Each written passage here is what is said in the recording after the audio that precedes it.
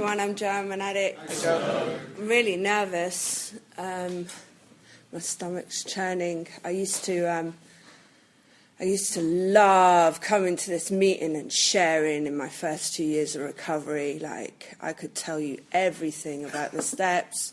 I knew how you needed to work your program. I knew what you weren't doing right. That you weren't doing enough service, you hadn't applied the step, I knew everything, and I was very vocal, and as time has gone on, I've become a little bit more quiet. I feel quite anxious. I also feel anxious because I just need to... I've always hated when people say this. I need to share where I'm at before I share. And I'm like, fuck off, I've come to hear about step one. Sorry, am I allowed to swear? Okay. Because that's going to happen. But I've not been very well. I've basically, had a step one in my life for the last week, but I haven't use the subsequent step to restore me to sanity. So I thought I was well enough not to go to a meeting for a week, because I've done it before and I've been fine, and not go to a power greater to restore me to sanity, and I thought I'd be fine. And the truth is, some things have happened where I've completely known and accepted my powerlessness.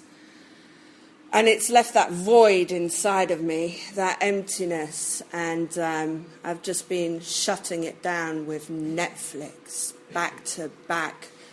Like, it's like my sponsor said, it's like kryptonite. It's, it just numbs me, it shuts me down, and I've been coming home from work, straight into my bedroom, put it on, and then it's just one more, just one more. I know I've got to go to work, just one more, just the same stuff. And to anyone new, that might sound like, well, that's not that bad. And in a way, it's not, because, I'm not really harming too many people. The consequences aren't that bad, but they are to someone 6.5 years clean, because I've been disconnected, not wanting to answer my phone, not wanting to, nourish my spirit and be restored to some sense of serenity. It's got quite painful. I'm quite shocked, because I really thought that I could coast for a little bit longer on my recovery, but it seems I cannot. I am not immune. My illness is live and strong and kicking, and I really, really, really understand how this disease can kill me. Because if it's not the drugs, it's isolation, despair. I'll tell you something, the voice in my head yesterday, I'd been invited to a barbecue at someone's house, and there were going to be people there that I don't know. And I started to panic, and I was like, the voice in my head was so strong, don't go there, you're not going to be safe, you don't know these people, you can't be who you are today and where you're at and how you feel. You're going to have to put on a show. I don't want to put on a show. I don't want to go. Why have they invited me? No, stay at home, make an excuse, tell them you're sick. And I just want to be on my own. And eventually, the fit, like, I've been texting people and, leaving little video messages, pretending I'm all right, but I'm not. Because this step one, if I don't follow it up with the other steps, these other tools that I've been given, it's either my life becomes unmanageable, like I start behaving in really crazy ways and it feels out of control, or the void, the void. That's why I used in the first place, that uncomfortable emptiness, this thing that just can't be filled. And season 4 finished. It may seem like a joke, but I feel like if my sponsor, she's done this before to me, she's suggested this thing called abstinence, right? And I've done it around the shopping, I've done it around food. But if she was suggesting me, and thank God she hasn't, to have 30 days abstinence from Netflix. I think I would die. Like, wow. I'm not ready for that, and that's at 6.5 years. So I'm not going to sit here and pretend that I'm well when I haven't been working my program for the last week. I got to a meeting last night. I'm grateful to be here today. And if you are new, I will tell you that there is hope, because there is this beautiful step. And this step means that I don't have to use again. For me, I did not understand this. I could not understand what was wrong with me. I've grown up in a world where there's something called willpower, and the normal society, you know, you understand this concept of willpower. You should be strong. You should be able to have some self-discipline. And I should be able to go out to the pub and have 2 glasses of wine and go home. That's not my experience. That is not something I could do. So I really did think there was something wrong with me. You know, my whole using was trying to control it. You know, getting some in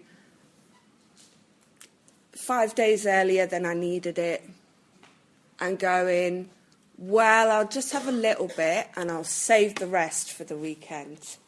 But I better get it in today, because I might not be able to get hold of the dealer on Friday. You know, it might be a bit rushed, so I'll get it in on Monday, and I'll just check that it's good shit, right? And I'll just have a little bit, and then I'll leave it under the plate in there, or I'll hide it from myself, yeah? My hiding places are fantastic. I still do that today with chocolate, funnily enough. Try and hide it from my husband in the washing machine. I know he never goes there. But yeah, so I'll hide it. So I have one, but I'm not sure that it's really good.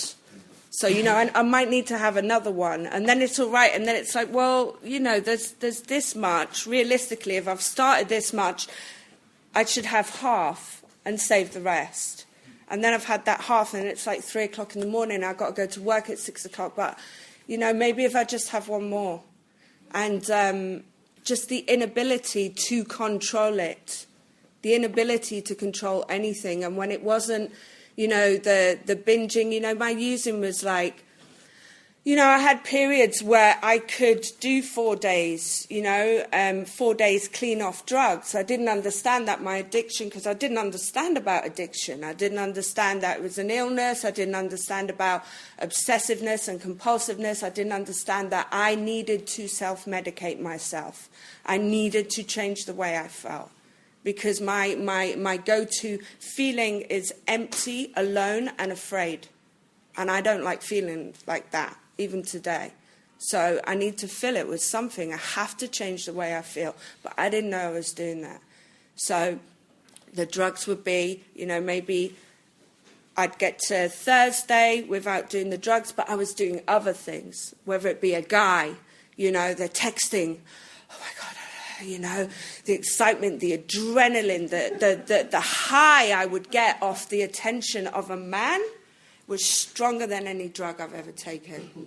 Like, it would send me, I'd be flying. Or it'd be food, you know, just not normal eating. It's constantly, my brain would be, I'd be sitting at work going, what do I need? What do I need? It's never like, what am I going to have for lunch? What do I need? And that voice is still there. What do you need? Ooh. You know, and I just didn't understand what was wrong with me. And so I went on a journey of trying to control it and trying all these different methods to stop, because I hated myself. I was still alone and afraid. All it did was temporarily turn the noise down in my head. But what would come back? It would come back, and it would come back with a vengeance. You know, why did you do that? Look what you've done. Oh, my God, you can't tell. Just the insanity, you know, and I did this for years. I picked up when I was 11. I put them down when I was 37. So it was a long time of trying to fight this battle. And towards the end, it was, just wanting to die. Towards the end, you know what? I wanted to die a long time ago. I wanted to die in my 20s. I'm going to drive my car into a wall. I'm going to jump off this bridge. I'm going to take these pills. I'm going to slit my wrist. Calls out to the police, calls for help all the time, and not understanding what was wrong with me. And at the end, I'm there. I'm in the studio flat, living the dream, as I thought, because, I lived in a house before with 2 stories. So for me, the pain of having to leave my bedroom to go to the toilet and potentially the person I'm with taking more drugs than, more than their share, because I need the biggest share, I would hold it and I'd be in so much pain. And I couldn't go downstairs. I couldn't see daylight. The paranoia, the heart beating in my chest. It was horrendous. And I remember the last day where I went home and I lay on my bed and the drugs had run out and the guy had left. And I'm like, right, please, I just need to go to sleep. Sometimes I could use so much or just the right concoction of a downer and an upper to be in that place where I could pass out. And this wasn't one of these times. And I remember lying on the bed, turning the TV off, and it woke up. And for me, that it is, I can't tell you, I don't know if you relate, but the pain of that voice, that washing machine head, and my heart's beating, boom, boom. And I'm like, oh my God, no, I'm not going to go to sleep. And I remember sitting up on my bed and just screaming and letting out this huge, yelp and going, please help me. And then just sitting there and going, what am I going to do? I just want to die. I just want to go to sleep and never wake up. So I called someone else and managed to manipulate another guy to come round and do more drugs. And, feeling like I'm going to die because I feel like I'm having a heart attack, but I can't stop. I have to keep doing it because if I stop, that voice comes back. That feeling comes back and I can't live like that. But I called out for help. I don't know what to, because I certainly didn't believe in God. But I spoke out loud from my heart and I asked for help. And it's only, to be honest with you, about 1.5 years ago that I realised that maybe that was a loving God of my understanding that might have helped me, because the very next day I found Narcotics Anonymous. And I went to my first meeting. And what a journey. I started to learn. I did everything that was suggested. I didn't get clean. I understood about the abstinence. It made perfect sense because I tried everything. I tried doctors. I tried different religions. I tried temples. They gave me drugs to come off drugs.